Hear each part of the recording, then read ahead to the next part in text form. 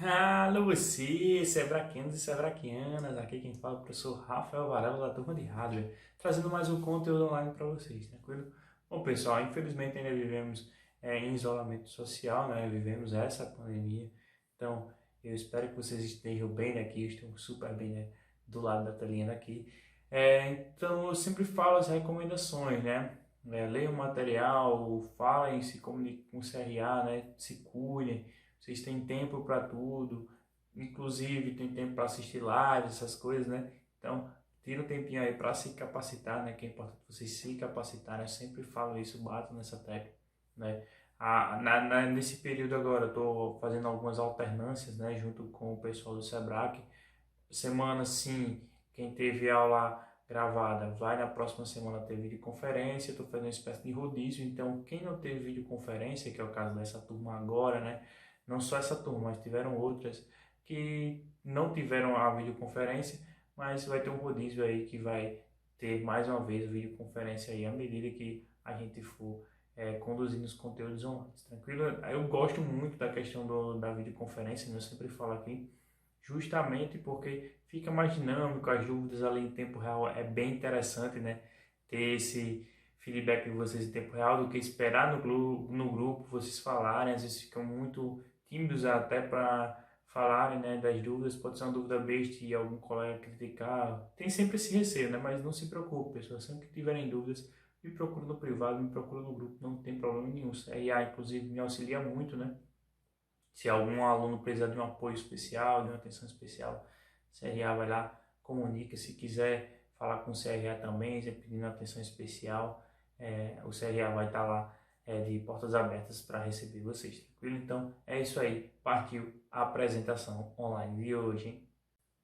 Pessoal, no conteúdo online de hoje, né, eu sempre falo, não botei a recomendação aqui, infelizmente, nesse slide, né, mas eu sempre falo, né, leia o material antes de vocês fazerem, né, o exercício de fixação, assistirem o conteúdo online, né, então é importante que vocês leiam o material porque vai fixando os conceitos iniciais ali na mente de vocês, certo? O que eu sugiro? Que vocês tenham um caderno em mãos, façam anotações no decorrer do conteúdo online, certo? Que é muito importante. Além de, tiver dúvida após o conteúdo online, me procura. Permaneceu a dúvida, não tem problema, a gente pode falar no privado, no grupo, sem problema nenhum, como já falei. O livro, pode consultar, pessoal, exercício de fixação, consulte as anotações que vocês fizeram, entendeu? Consulte o livro, consulte os conceitos, não tem problema. O material tem que ser usado para vocês fixarem o máximo possível de conceitos e conteúdos. Então, usem o material. Pessoal, no conteúdo online anterior, né, nós falamos um pouco sobre a introdução do que é uma placa-mãe, né?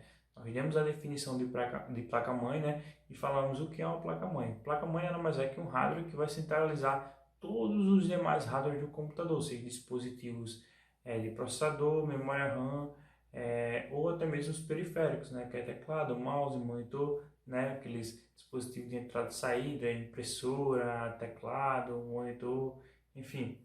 É importante que vocês saibam que a placa-mãe é esse elemento central e eu sempre faço a associação, certo? O processador, que é uma peça que a gente vai aprender hoje, é uma espécie de cérebro do computador, né? A placa-mãe é a espécie do nosso corpo, né? A nossa carcaça em si é a placa-mãe que vai receber vários órgãos, várias peças, né?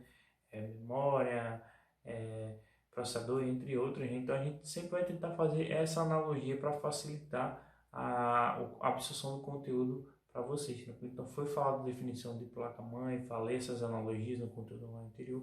Falei das memórias também, falei que a memória é um dispositivo volátil, certo?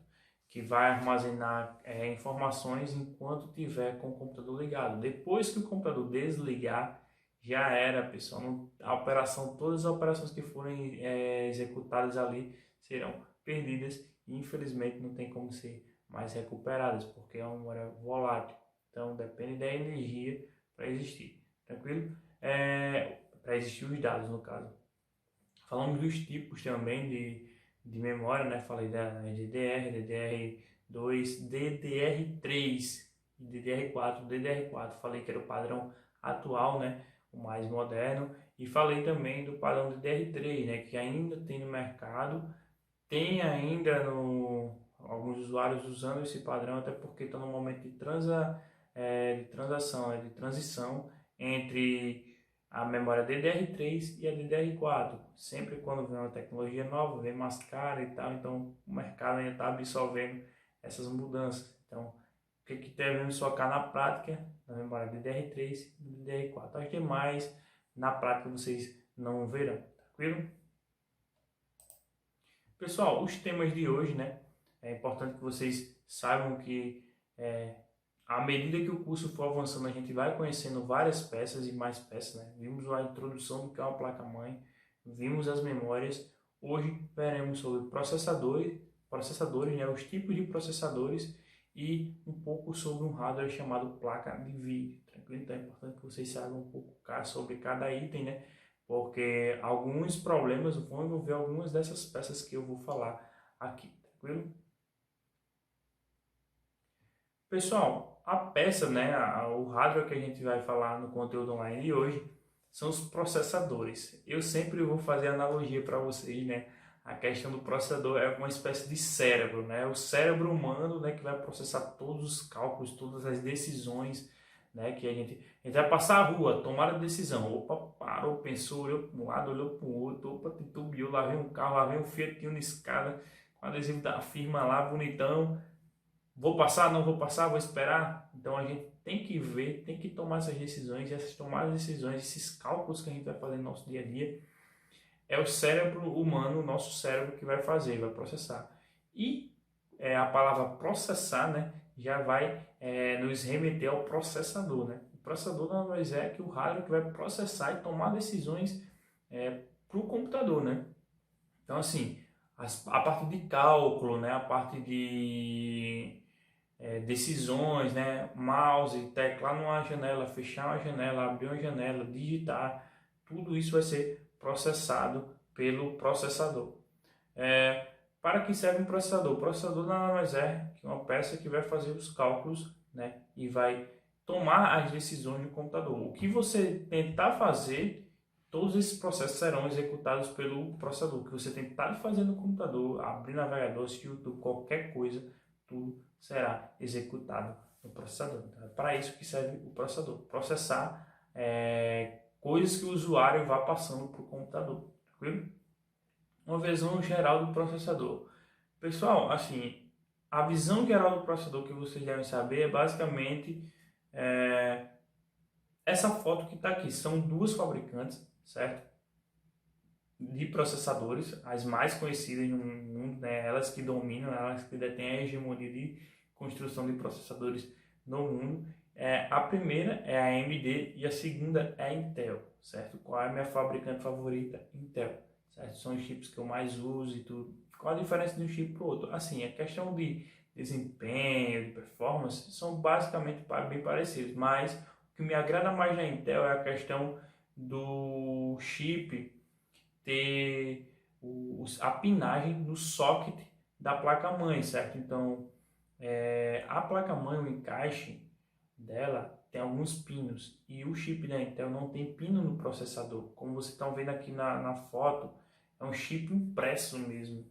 Então, isso aí, para quem está aprendendo, para quem está colocando, não empinar esses pinos, fica muito mais fácil que a superfície seja lisa como o chip da Intel. Então, me agrada mais a arquitetura do chip Intel.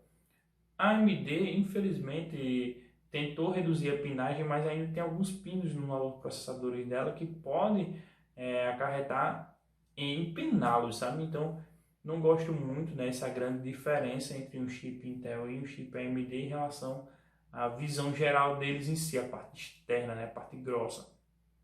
Então, assim, são chips bons, modernos, mas a gente está falando aqui de processadores de computadores, notebooks, né, computadores pessoais, desktop. Então, assim, esses processadores são os que dominam o mercado hoje. Tranquilo?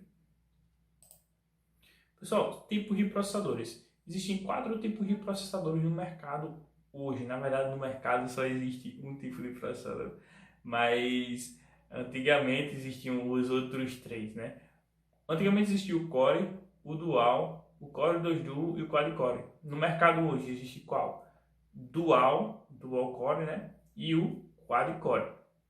Core 2 Duo foi abolido do mercado, né? Mas era um processador muito bom e vocês vão entender o detalhamento de cada processador no decorrer deste conteúdo, tranquilo? Vamos lá para o detalhamento, pessoal. Detalhamento do processador Core. O processador Core, né? Core é uma palavra em inglês, quer dizer núcleo, certo? Então assim, quando você está vendo aí, né, nessa figura, essa figura é como o quadrado, é o desenho do processador, como vocês viram lá na introdução da arquitetura, né? E o núcleo vai ser o chip em si, né? Onde vai ser processado os dados. Quantos mais núcleos o processador tiver, mais capacidade de processar multitarefas, né? Mais de uma tarefa ao mesmo tempo, ele vai ter essa capacidade, certo? Então, assim, se ele tem um chip, ele vai ter dificuldade de executar mais de uma tarefa ao mesmo tempo, certo? Então, esse era o grande problema na época, né? De ter o processador Core. Porque quando abria mais de uma tarefa, o computador ficava lento demais. Então, se você quisesse escutar música e digitar um documento no Word, antigamente era bem chato de executar essa tarefa, tranquilo? Ele já existia a questão de cache L2 e L3, né? Essas memórias cache é para justamente facilitar e diminuir o caminho da informação. Mas, professor, como assim o caminho da informação? Existe uma conexão, né, do processador que vai ter um caminho básico, que vai ser memória RAM, chipset, a ponte norte que eu já expliquei para vocês, né? O que é chipset, o que é placa-mãe. O chipset vai mandar para o processador uma requisição. Olha, eu quero que abra esse documento no Word. Pronto, mandou lá, voltou para a memória RAM e o computador está executando ali em tempo real. Sendo que, se ele fechou o documento, aí, putz, quero abrir mais esse documento para resolver alguma coisa que eu tinha esquecido, ele justamente vai num cache desse, no L2, para buscar. Então vai ser muito mais rápido abrir esse arquivo no momento que você precisar. É para isso que serve as memórias cache do processador. São memórias pequenas, né, de pequeno tamanho, pequena capacidade, mas que ajuda muito ao processador buscar uma informação e processar um dado, tranquilo? A arquitetura dual, né, como vocês podem ver aí, o dual quer dizer que ia ter mais de um núcleo, né? Foi a primeira arquitetura que vai ter mais de um núcleo. E isso facilitou com que os computadores processassem mais de uma coisa ao mesmo tempo. Então, foi resolvido o problema da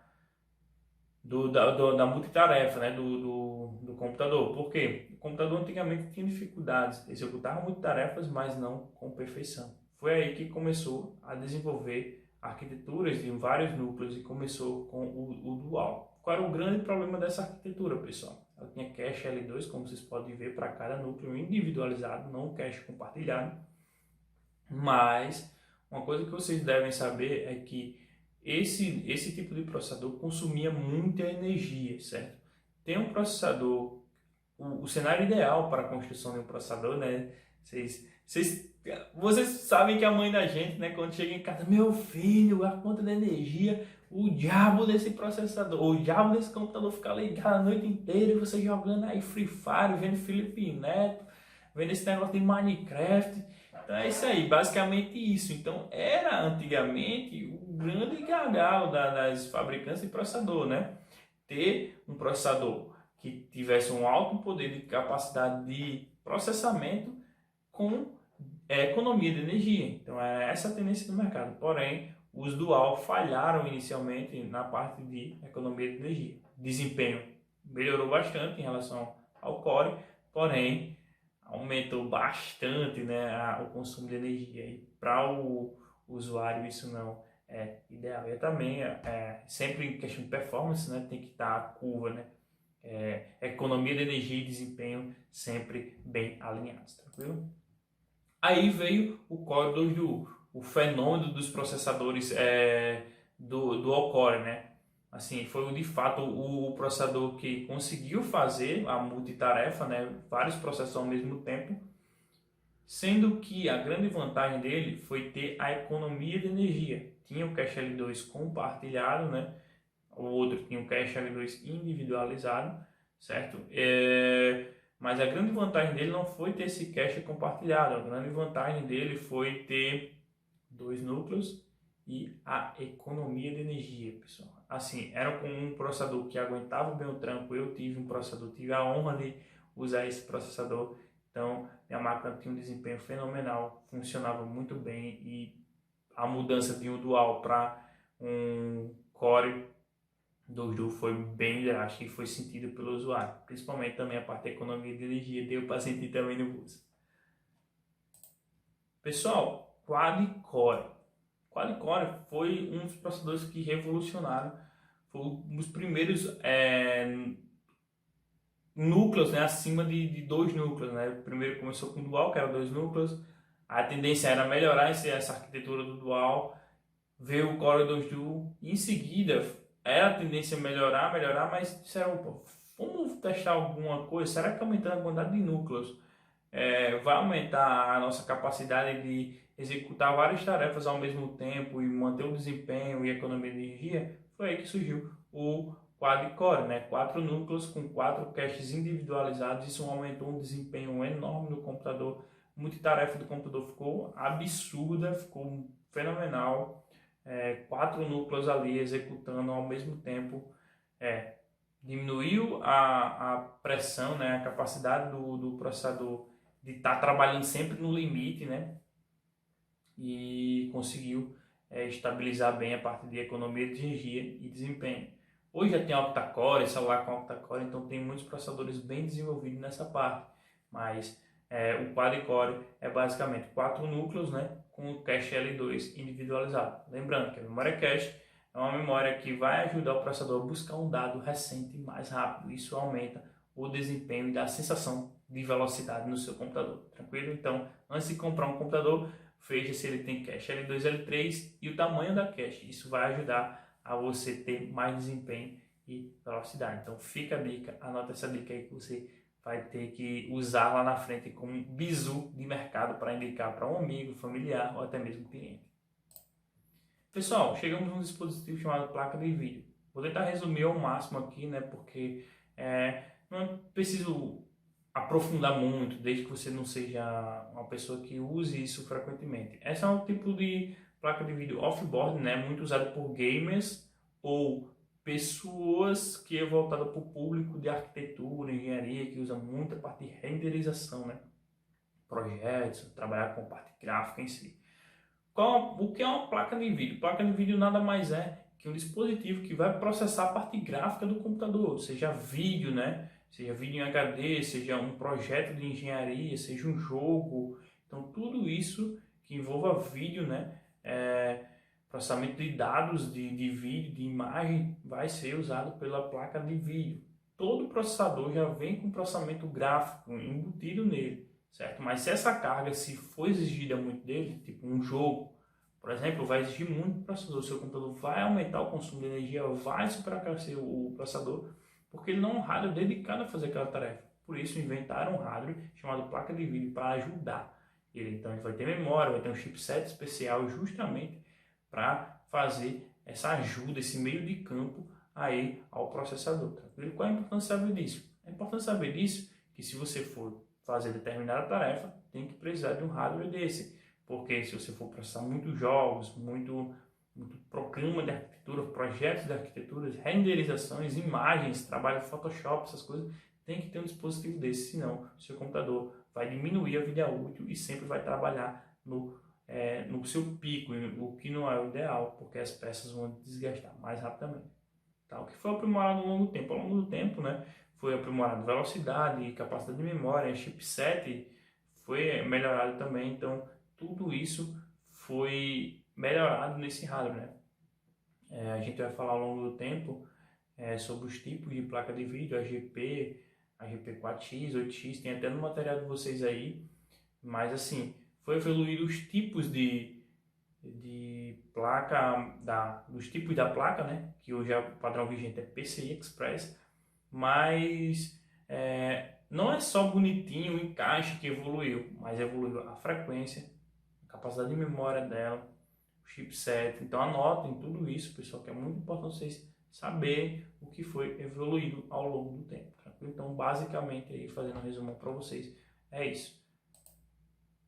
Pessoal, hora da revisão, que nós vimos hoje, certo? Vimos duas partes, processador e placa de vídeo. Basicamente, foi isso o conteúdo online de hoje, certo? Mas no processador, vimos o que é o processador. O processador nada mais é que o cérebro do computador, né? Que vai processar e tomar as decisões que o usuário vai passar para ele. Tem 4 tipos de processadores, então é importante que vocês anotem no material de vocês os tipos de processadores. É o dual, que existia antigamente, o Core, o Dual, o Core 2 Duo e o Quad-Core. O padrão vigente hoje mais é o Quad-Core, é o mais comum, certo? Que os processadores mais recentes usam. Celulares usam vários cores aí, até octa-core, mas essa é outra situação, tranquilo? O Core era só um núcleo, cache L2 e L3, e ele tinha dificuldades de executar as multitarefas. Dual veio para ficar com 2 núcleos e ajudar o processador a ter melhor desempenho nas multitarefas, né? Fazer várias tarefas ao mesmo tempo. E tinha a cache L2 individualizada. No Core 2 Duo foi de fato o melhor processador dual da categoria, né? Ele veio para fazer o prometido e além disso melhorando a desempenho de energia, né? Fazia o que o dual fazia, mas com melhor performance e desempenho de energia, tranquila economia de energia. O quad-core, 4 núcleos, cada cache individualizado em um núcleo, isso melhorou bastante a performance e a multitarefa dos computadores. Então, basicamente, esse é o resumão, anotem, porque vocês vão precisar lá na frente, tranquilo? Seja no exercício de fixação, no futuro próximo, e na prática, né, no mercado de trabalho, é importante que vocês sigam isso aí à risca, pessoal. É importante saber sobre essa peça que é fundamental para o funcionamento do computador, tranquilo? Falando sobre as placas de vídeo, né, que é um hardware responsável e dedicado a fazer o processamento gráfico, né, do computador. Então, assim, é todo o processamento gráfico que você for usar uma foto, né, usar o Photoshop, um programa de edição de foto, de imagem, programa de engenharia para fazer algum projeto arquitetônico, jogos, essas coisas, vai precisar desse hardware. Então, é basicamente isso aí. E foi isso, pessoal. No conteúdo online anterior, né? Ou desculpa, no próximo conteúdo online, já vai falando do conteúdo online anterior, a gente vai falar um pouco sobre placas controladoras, placas de expansão, DVD-ROM e disco rígido. Tá? Então vamos falar um pouco das placas de expansão, das placas controladoras e da parte de armazenamento de dados. Tranquilo? Pessoal, é importante, né, que vocês tiverem alguma dúvida, passa para mim, não tem problema pelo WhatsApp, certo? Então eu vou abrir uma sessão de dúvidas lá no WhatsApp, então fica ligado nisso aí, certo? Bom, pessoal, espero que não tenha ficado nenhuma dúvida, certo? O CRA vai estar entrando em contato com vocês, mandando o exercício de fixação para vocês, mandando esse conteúdo online de hoje, certo? Então responde o questionário, vê antes, né, o conteúdo online, responde o exercício de fixação, mantém o CRA informado, fiz CRA, não fiz, tive dúvida, estou com tempo. É importante vocês terem essa comunicação com o CRA, porque isso aí a gente vai mantendo tudo atualizado, organizado, pode ajudar vocês na eventual dúvida ou no processo que vocês tenham dificuldade, no problema familiar, que a gente vai entender sem nenhum problema, tranquilo? Então, espero que não tenha ficado nenhuma dúvida e até o próximo conteúdo online. Valeu!